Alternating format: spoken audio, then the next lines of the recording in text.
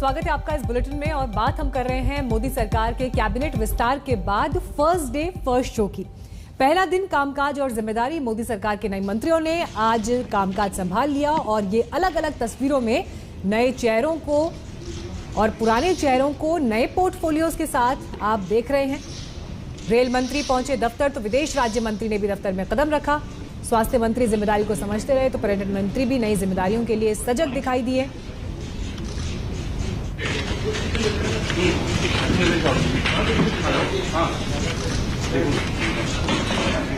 भारत की सियासत से लेकर जनता तक से जुड़ा महकमा है रेल। इसमें आए रिटायर्ड आईएएस अश्विनी वैष्णव से सुनिए कि कैसे रेल की रफ्तार वो कायम रखेंगे। आपके कंधे पे रेल, आपके कंधे के ऊपर जो है इंफॉर्मेशन टेक्नोलॉजी और कम्युनिकेशन साथ में। मैं माननीय प्रधानमंत्री जी को धन्यवाद देता हूं, हृदय से धन्यवाद देता हूं कि इतनी बड़ी जिम्मेदारी दी है देश की सेवा करने की। रेलवे एक बड़ा मंत्रालय है, उसके मॉडर्नाइजेशन को लेकर कई चीजें हैं। पहले ये भी कहा जाता था रेलवे एक्सीडेंट के लिए ही जाना जाता था। भारतीय रेलवे में ये बहुत था। रेलवे में पिछले 7 साल में बहुत अच्छा काम हुआ है, उसी काम को आगे ले जाना मेरी जिम्मेदारी है। और क्या क्या रहेगा आपके हिसाब से रेलवे में? मॉडर्नाइजेशन रहेगा, सेफ्टी रहेगा। सबसे बड़ी बात है कि एक साधारण से साधारण परिवार के व्यक्ति के, जो समाज के अंतिम छोर पे जो व्यक्ति है, उसकी जिंदगी में रेलवे के द्वारा, आईटी के द्वारा, कम्युनिकेशन के द्वारा क्या चेंज आए, वो मेरा सबसे बड़ी प्रायोरिटी। पीपीपी प्रोजेक्ट के तहत रेल चलेंगी अब तेजी से, मान सकते हैं? प्राइम मिनिस्टर साहब का विजन रेलवे के लिए बहुत विराट है। उस पूरे विजन में सबसे बड़ी बात है कि जो समाज के अंतिम छोर पे व्यक्ति है उसके लिए सोचना है, तो हम उसी धारा पे काम करेंगे। आईटी की जिम्मेदारी है आपके ऊपर। सोशल मीडिया प्लेटफॉर्म्स को लेकर कई तरीके के सवाल उठ रहे हैं। ट्विटर जो है भारतीय डिजिटल पॉलिसी को मानने के लिए तैयार नहीं है और उन्होंने तो कई ऐसे, रविशंकर प्रसाद जो आपसे पहले मंत्री थे, वेंकैया नायडू, आरएसएस प्रमुख मोहन भागवत से लेकर तमाम लोगों के ट्विटर हैंडल बंद कर दिए।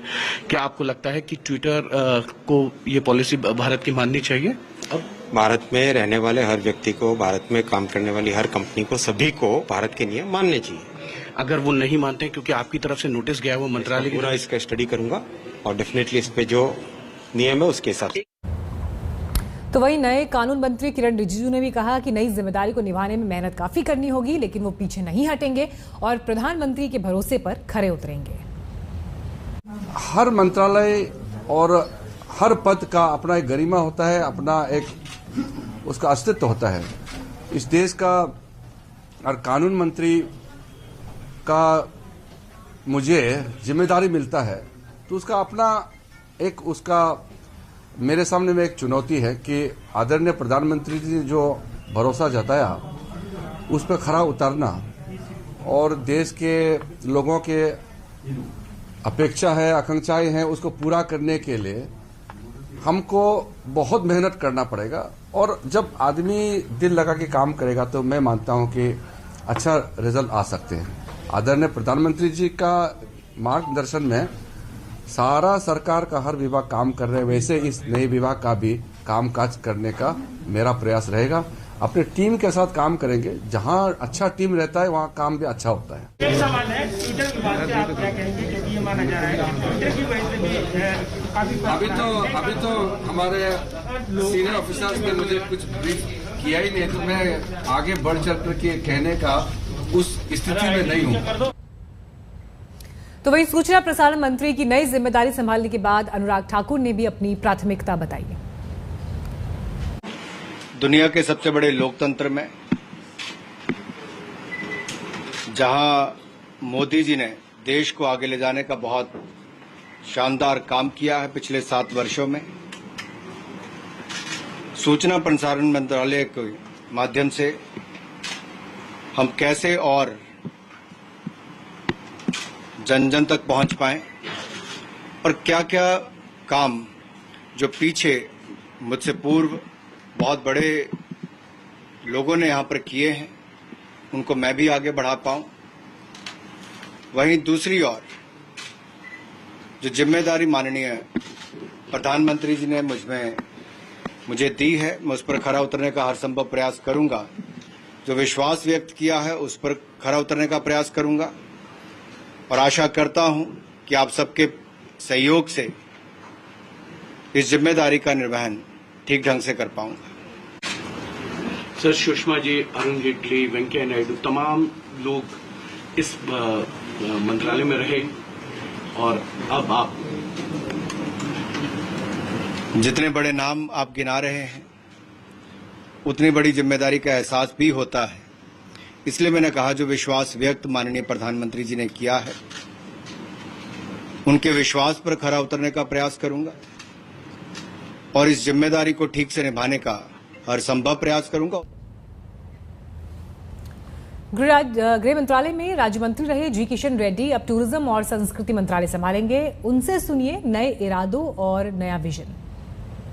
आप एमओएस होम थे, अब आपके पास 3 मंत्रालय हैं, कल्चर है, टूरिज्म है। क्या विजन रख रहे हैं, क्या सोचा है? मोदी जी का आदेश पर जो भी टूरिज्म का हो, कल्चर का हो, जो काम हो वो पूरा काम करेंगे। सर, टूरिज्म पे काफी इम्पैक्ट पड़ा है कोरोना वायरस की वजह से, तो आप किस तरह से टूरिज्म को एक बात पूरा डिपार्टमेंट का रिव्यू होने के बाद प्रधानमंत्री जी से बात करने के बाद जरूर कैसा इम्प्रूवमेंट होगा जरूर आपको बताऊंगा। सर, क्या प्रायोरिटी रहेगी?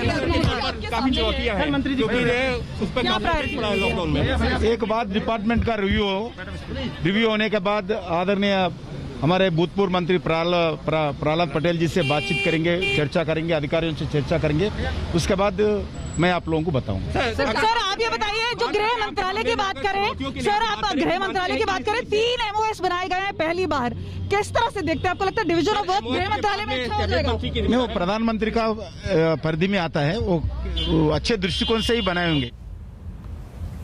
दिल्ली से मीनाक्षी लेखी और यूपी से एसपी सिंह बघेल को भी नई जिम्मेदारी मिली है। आज तक से दोनों ने अपना प्लान साझा किया। नरेंद्र मोदी सरकार में नए चेहरे, उनमें से प्रोमिनेंट हैं मीनाक्षी लेखी, महिला एमपी भी रही हैं, लॉयर भी रही हैं, आपकी अपनी उपलब्धि है, पर एक महिला रिप्रेजेंटेशन एक इम्पॉर्टेंट एस्पेक्ट है। तो आप बताइए क्या विजन लेकर आए हैं on par with how men would deal with it? आप किस तरह का विजन लेकर आए हैं अपने डिपार्टमेंट के लिए? नहीं, देखिए, हर निर्णय में, चाहे वो सरकार का हो या परिवार का हो, अगर महिला निर्णायक भूमिका में रहती है तो नतीजे कुछ और होते हैं, और महिला जब निर्णायक भूमिका में नहीं होती तो नतीजे कुछ और होते हैं। चाहे वो सिटी प्लानिंग की बात हो या मंत्रालयों की बात हो या टॉयलेट्स की बात हो, हर चीज़ के अंदर महिलाओं का अपना एक पर्सपेक्टिव होता है। और विदेश नीति में अगर महिलाओं को इंट्रोड्यूस किया है प्रधानमंत्री जी ने, और उसके अलावा इतनी बड़ी जिम्मेदारी तमाम महिलाओं को दी है, एक बहुत बड़ी संख्या में महिलाओं को इंडक्ट किया गया है, तो सोच यही है कि अभी तक लोग सशक्तिकरण की बात करते थे, महिला सशक्तिकरण की बात करते थे, और प्रधानमंत्री जी सशक्त महिलाओं को जिम्मेवारी देकर भारत को सशक्त करने की बात कर रहे हैं। यही पुरानी नीति और अब की नीति में अंतर है, और यही पुराने प्रधानमंत्रियों और अब के प्रधानमंत्री में अंतर है। एक ऐसा विभाग दिया है, देश संविधान से चलता है और कानून से चलता है, और सबसे अच्छा राज्य वो कहलाता है जो कानून का राज्य हो, गुड गवर्नेंस हो। तो चुनौती तो कोई ऐसी नहीं है, लेकिन हर छोटे काम को बड़ा समझ के ही करना चाहिए। और मेरे राज्य मंत्री बनने से पहले ही मोदी जी पिछले 7 साल में तमाम ऐसे कानून जो रिलेवेंट थे, कुछ ऐसे थे जो अंग्रेज़ों के ज़माने के थे, अंग्रेज़ों ने उपनिवेशवाद मानते हुए अपने अनुसार बनाया था। उस समय भारत का राष्ट्र हित नहीं देखा गया था, बल्कि इंग्लैंड का हित ज़्यादा देखा गया हुआ, लेकिन पता नहीं क्यों उनको टच नहीं किया गया, रिव्यू नहीं किया गया। तो प्रधानमंत्री जी का आभार प्रकट करना चाहूँगा कि ऐसे सैकड़ों कानूनों को जो धूल खा रहे थे और जो रिलेवेंट नहीं थे, और तमाम अधिकारियों को कानून के पालन का या वो धाराएं लगाने का या वो विधेयक लगाने का उनको पता भी नहीं था। तो सरलीकरण होना चाहिए, लोगों को जल्दी न्याय मिले, और रिफॉर्म्स का युग है, हर प्रकार के रिफॉर्म्स हो रहे हैं, उसमें कानून में भी बहुत सारा रिफॉर्म्स, अदालतों का विकेंद्रीकरण। मोदी कैबिनेट में शोभा करंदजले और भारती पवार को भी मौका मिला है। ये दोनों अपनी नई जिम्मेदारी के लिए पूरी तरह तैयार हैं। आज तक से उनकी एक खास बातचीत। कृषि राज्य मंत्री शोभा करंदजले हमारे साथ बातचीत करने के लिए मौजूद हैं। आप मंत्रिमंडल में शामिल हुई हैं, कृषि राज्य मंत्रालय आपको मिला है। महिलाओं को प्रतिनिधित्व मोदी मंत्रिमंडल में इस बार काफी दिया गया है। आप इसको किस तरीके से देखते हैं? ये महिला सशक्तिकरण का बात भाषण नहीं है, ये करने वाला बात है। इसलिए मोदी जी महिला मंत्रिमंडल बनाया, पार्टी में दायित्व देने का वादा किया, ऐसे अभी भी काम कर रहे हैं। 11 मंत्री हम मंत्रिमंडल में हैं, इसमें बड़ा बड़ा दायित्व दिलवाया। फाइनेंस मिनिस्टर है, ये सभी बड़ा मंत्रिमंडल, मुझे तो किसान मंत्रालय दिया है। ऐसे अच्छा काम करने वाले को अच्छा दायित्व देके वो काम करने का सीखना है, मोदी जी से सीखना है। भारती जी, आप स्वास्थ्य राज्य मंत्री हैं और आपके ऊपर नई जिम्मेदारी, वो भी कोविड की तीसरी लहर जब आने वाली हो। देखिए, मेरी यही सबसे विनती है आप सभी के माध्यम से कि आरोग्य, सबकी सुरक्षितता ये हमारी प्राथमिकता है। और हम सभी ने आज के इस संकट काल में हमने अगर रूल्स नहीं फॉलो किए तो क्या हो सकता है, ये सभी ने अनुभव किया है। तो मेरी यही विनती रहेगी। भारती जी, एक सवाल ये भी है कि आज पहली बार ऐसा हुआ है बहुत दिनों बाद, जब डिस्चार्ज हुए लोगों से ज्यादा एक्टिव केस, जो नए केसेस आए हैं वो आए हैं। नहीं, देखिए, सेकेंड वेव का ये अलग रहा है, फर्स्ट वेव का एक्सपीरियंस अलग रहा है, सिम्टम्स अलग रहे हैं। तो हमें उसी पर काम करके ये रोज टास्क बदल रहे हैं। जो म्यूटेशन हो रहा है वो अलग अलग सिम्टम लेके सामने आ रहा है। तो इसीलिए हमें सावधान रहना चाहिए, हमें मास्क के बिना बाहर तो निकलना ही चाहिए। और हम वही दोहरा रहे हैं कि आदरणीय मोदी जी के नेतृत्व में हम सभी काम कर रहे हैं और उनका विश्वास है कोरोना के हारने के लिए हम सभी टीम वर्क मिलकर काम करेंगे। डॉक्टर अजय मिश्रा और इस बार अच्छा प्रमोशन हासिल करने वाले आर के सिंह से भी आज तक ने पूछा कि नई जिम्मेदारियों को लेकर उनके प्लान क्या है। ऊर्जा क्षेत्र में आमूल परिवर्तन ला दिया मोदी जी के नेतृत्व में। जो पहले का ऊर्जा प्रक्षेत्र था और आज के ऊर्जा प्रक्षेत्र है, उसमें बहुत अंतर है। पहले हम लोग पावर डेफिसिट थे, हम लोग की सरकार आई उसके पहले ये लोड शेडिंग आपको याद होगा, हम लोगों ने उसको बदल दिया। 1,82,000 मेगावाट हम लोगों ने जोड़ा है, अभी और जोड़ रहे हैं। और अब हम पावर सरप्लस हैं, हम एक्सपोर्ट करते हैं नेपाल को, हम एक्सपोर्ट कर रहे हैं बांग्लादेश को, हम थोड़ा बहुत एक्सपोर्ट कर रहे हैं म्यांमार को और एक्सपोर्ट करेंगे। पूरे देश को हमने एक ग्रिड से जोड़ दिया है। ये दुनिया का लार्जेस्ट सिंगल ग्रिड हो गया, वन नेशन वन ग्रिड। हाँ, एक कोने से दूसरे कोने तक हम 1,00,000 मेगावाट ट्रांसफ़र कर सकते हैं।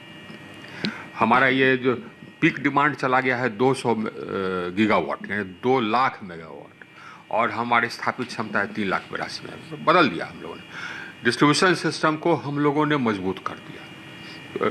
लेकिन उसके पहले मैं बता दूं, ये हम लोग की सरकार आई तो हजारों गांव, करीब 18-19,000 गांव और लाखों मजरे और टोले, आप टोला कहें या मजरे कहें, जहां से आते हैं उस हिसाब से कहें, या धानी कहें, लाखों बिना बिजली कनेक्शन के थे। हम लोगों ने उसको सबको बिजली से कनेक्ट कर दिया। और प्रधानमंत्री ने हमें टारगेट दिया था कि 1000 दिन में करें, हमने 987 दिन में कर दिया। फिर प्रधानमंत्री जी ने हम लोग को टारगेट दिया था कि हर घर बिजली से जोड़ दें, हम लोगों ने हर घर को बिजली से जोड़ दिया 18 महीने में। 2,80,00,000 घर, 28 मिलियन होम्स। इनके कामकाज और जिम्मेदारी संभालने को लेकर आज के दिन में क्या तस्वीर दिखाई दी अलग अलग मंत्रालयों में, वो आपके सामने है। हरदीप पुरी से लेकर धर्मेंद्र प्रधान पोर्टफोलियोज बदले, तो वहीं जो नए नवेले चेहरे थे जिन्हें पहली बार मंत्री पद मिला है, वो भी पूरे जोश और उत्साह के साथ अपनी जिम्मेदारी संभालने के लिए मंत्रालयों तक पहुंचे और मीडिया से बातचीत में उन्होंने अपना विजन, मंत्रालय को लेकर अपना प्लान भी साझा किया। फिलहाल इस बुलेटिन में इतना ही, लेकिन खबरों का सिलसिला आगे भी जारी रहेगा। आप देखते रहिए आज तक।